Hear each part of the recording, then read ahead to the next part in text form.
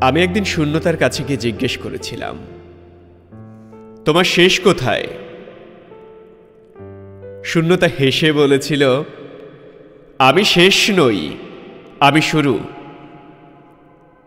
আমি খুঁজেছিলাম তোমাকে আকাশের নীলিমায়, নদীর গভীর স্রোতে, গাছের পাতার মর্মরে, অন্ধকার রাতের নক্ষত্রে।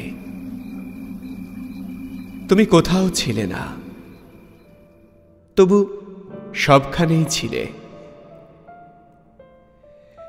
আমি প্রশ্ন করেছিলাম, তুমি কি রৌদ্রের উষ্ণতা নাকি চন্দ্রের শান্ত আলো? তুমি বলেছিলে, আমি রৌদ্রও নই, চন্দ্রও নই, আমি সেই অনুভূতি যা আলো অন্ধকার উভয়ের মাঝেই থাকে।